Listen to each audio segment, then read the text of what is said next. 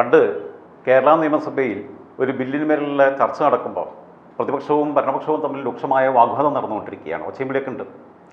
അന്ന് പ്രതിപക്ഷത്ത് നിന്ന് സംസാരിച്ചുകൊണ്ടിരിക്കുന്നത് ശിവദാസ മേനോനാണ്. ശിവദാസ മേനോൻ നായനാരുടെയൊക്കെ സമയത്താണെങ്കിൽ തന്നെയും നായനാർ പ്രതിപക്ഷ നേതാവാകുമ്പോഴും ശിവദാസ മേനോനായിരുന്നു പിന്നെ പ്രതിപക്ഷത്തിൻ്റെ ഏറ്റവും മൂർച്ചയുള്ള ആയുധം. അദ്ദേഹം നായനാരുടെ മന്ത്രിസഭയിൽ തന്നെ 87 ആണ് തോന്നുന്നു വൈദ്യുതി വകുപ്പ് കൈകാര്യം ചെയ്തിട്ടുണ്ട്. ധനകാര്യ വകുപ്പ് പിന്നീട് കൈകാര്യം ചെയ്തിട്ടുണ്ട് 96 മന്ത്രിസഭയ്ക്കകത്ത്. പാലക്കാട് നിന്നുള്ള മുതിർന്ന CPM നേതാവായിരുന്നു, സംസ്ഥാന സെക്രട്ടേറിയറ്റ് അംഗമായിരുന്നു അദ്ദേഹം. പിന്നെ 2 വർഷം മുമ്പാണ് അദ്ദേഹം അന്തരിച്ചത്. ഭരണപക്ഷത്ത് നിന്ന് സംസാരിച്ചുകൊണ്ടിരുന്നത് KM മാണിയാണ്. അവസാനം KM മാണി സഹികെട്ട് ശിവദാസ മേനോനോട് പറഞ്ഞു, മേനോൻ മാഷ് ഒരുമാതിരി സ്കൂളിലെ സ്വഭാവം ഇവിടെ കാണിക്കരുതെന്ന് പറഞ്ഞു. കാരണം ശിവദാസ മേനോൻ സ്കൂൾ അധ്യാപകനായിരുന്നു, LP സ്കൂൾ അധ്യാപകനായിരുന്നു. അപ്പോൾ സ്കൂളിലെ സ്വഭാവം ഇവിടെ കാണിക്കരുത്, കുട്ടികളെ പോലെ നിയമസഭയിൽ വന്ന് പെരുമാറരുത് എന്ന അർത്ഥത്തിലാണ് മാണി പറഞ്ഞത്. ഇട്ടത്ത വായിൽ ശിവദാസ മേനോൻ തിരിച്ചടിച്ചു, മാണി സാറ് ബാറിലെ സ്വഭാവം ഇവിടെ കാണിക്കരുതെന്ന് പറഞ്ഞു. കാരണം ബാറെന്ന് അദ്ദേഹം പറഞ്ഞപ്പോൾ ദയാർത്ഥത്തിലാണ് പറഞ്ഞത്. KM മാണി ഇദ്ദേഹം സ്കൂൾ അധ്യാപകനായിരുന്നെങ്കിൽ KM മാണി അഭിഭാഷകനായിരുന്നു. അപ്പോൾ അതുകൊണ്ട് ബാർ എന്ന് പറഞ്ഞത് അദ്ദേഹം കോടതിയാണ് ഉദ്ദേശിച്ചത്. പക്ഷേ രണ്ടർത്ഥത്തിലും എടുക്കാവുന്ന രീതിയിൽ പറഞ്ഞു. ഇങ്ങനെ ആരോഗ്യകരമായ സംവാദങ്ങളുടെ കേന്ദ്രമായിരുന്നു രാഷ്ട്രീയം. 1995 കരുണാകരൻ മാറി മുഖ്യമന്ത്രി സ്ഥാനത്തേക്ക് ആന്റണി വന്നപ്പോൾ ആന്റണി സത്യപ്രതിജ്ഞയ്ക്ക് മുമ്പ് ആദ്യം പോയിട്ട് കണ്ടത്, അനുഗ്രഹം മേടിച്ചത് EMS നിന്നാണ്. EMSനെ കാണാൻ പോയപ്പോൾ അന്ന് EMS പറഞ്ഞൊരു വാചകം വളരെ പ്രസിദ്ധമാണ്. EMS പറഞ്ഞു, അനുഗ്രഹിക്കണോ അനുശോചിക്കണോ എന്ന സംശയത്തിലാണ് ഞാൻ എന്ന് പറഞ്ഞു. അത്ര കണ്ട് അങ്ങോട്ടും ഇങ്ങോട്ടുമുള്ള പരസ്പര ബഹുമാനത്തോടു കൂടിയിട്ടായിരുന്നു ഈ രാഷ്ട്രീയ നേതാക്കന്മാരെല്ലാം തന്നെ പ്രവർത്തിച്ചിരുന്നത്.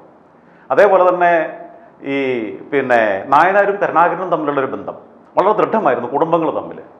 കരുണാകരന് സുഖമില്ലാതിരിക്കുമ്പോൾ കാണാൻ ചെന്ന നായനാർ കരുണാകരനോട് വ്യക്തിപരമായി അത്തരം വിവരങ്ങൾ അന്വേഷിക്കുകയും ശ്രദ്ധിക്കണം കേട്ടാ എന്നൊക്കെ പറയുകയൊക്കെ ചെയ്യുന്ന വീഡിയോ ഇപ്പോഴും യൂട്യൂബിലൊക്കെ പിന്നെ തിരഞ്ഞാൽ കിട്ടും.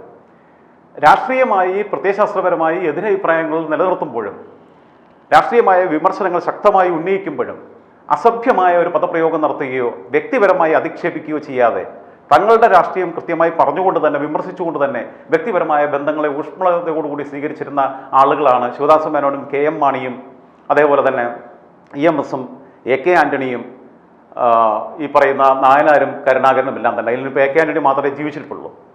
ഞാനിത് പറഞ്ഞത് നമ്മുടെ യുവത്വത്തിൻ്റെ മേലിലാണ് നമുക്ക് ഏറ്റവും പ്രതീക്ഷയുള്ളത്.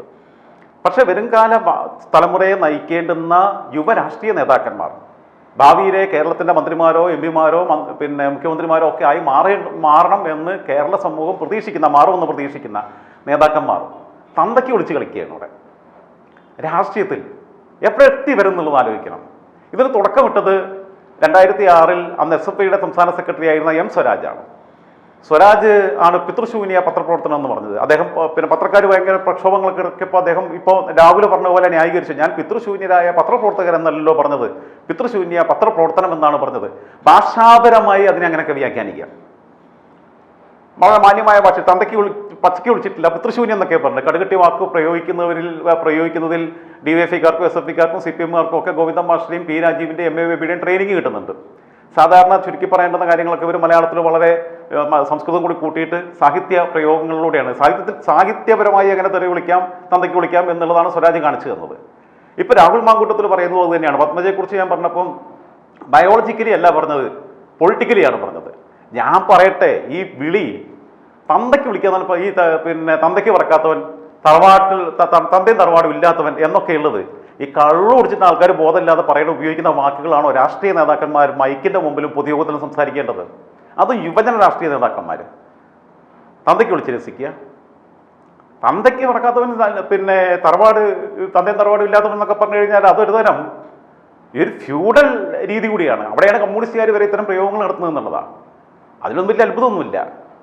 ഈ TP ചന്ദ്രശേഖരൻ കൊല ചെയ്യപ്പെട്ടതിന് ശേഷം മാധ്യമങ്ങളോട് പിന്നെ ആ വിഷയത്തിൽ പ്രതികരിച്ച KK രമയെക്കുറിച്ച് കുലംകുത്തി പ്രയോഗം ആദ്യം ആരംഭിക്കെതിരെ നടത്തി EP ജയരാജൻ.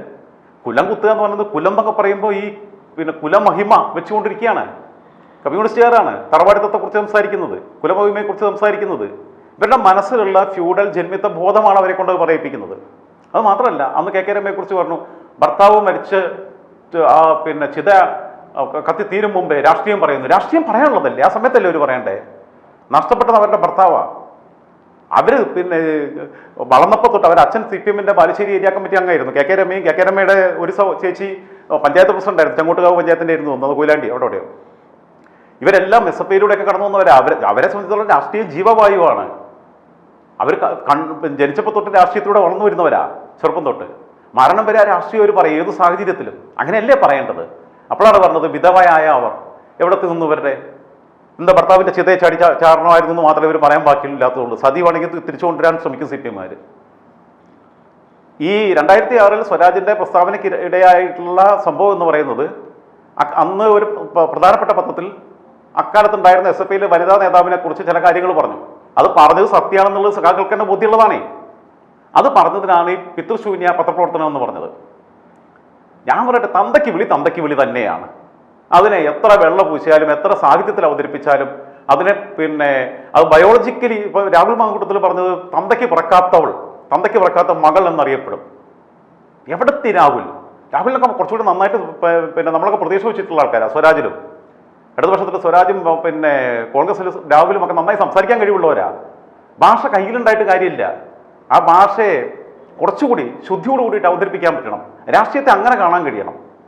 ഇതൊരു തരം വൈദ്യനിര്യാതന ബുദ്ധി വെച്ചിട്ട് എല്ലാവരെയും ശത്രുവായിട്ട് പ്രഖ്യാപിച്ച് അവരെ അങ്ങ് ഇല്ലാതാക്കണം, അവരെ അങ്ങ് അപമാനിക്കണം എന്ന ഉദ്ദേശത്തോടെ എന്ത് വാക്കും പ്രയോഗിക്കരുത്. അങ്ങനെ അർഹരായവരെ പറയാം. ചില ആളുകളൊക്കെ ഉണ്ട് അത്തരം വിളികൾക്ക് അർഹരായവർ.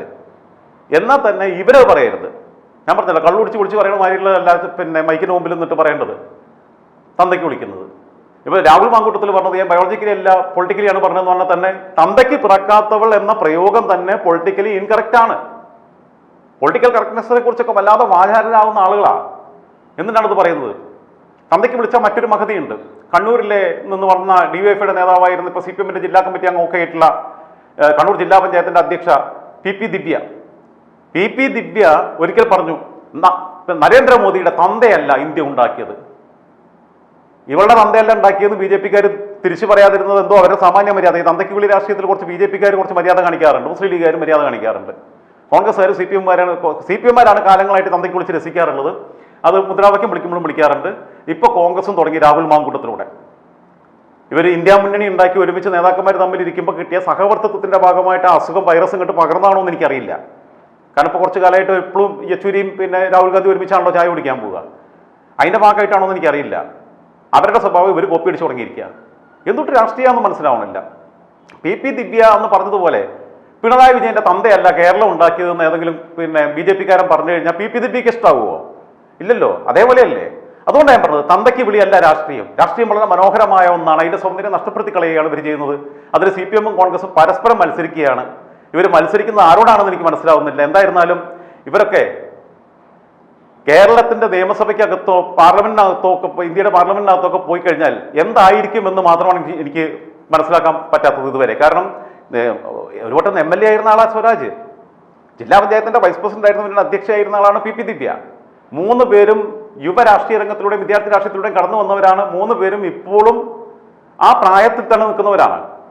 സ്വരാജിന് 44 വയസ്സേ ഉള്ളൂ, രാഹുൽ വളരെ ചെറുപ്പമാണ്, PP ദിവ്യയ്ക്കും 10-40 വയസ്സേ ഉള്ളൂ എന്ന് എനിക്ക് തോന്നണേ.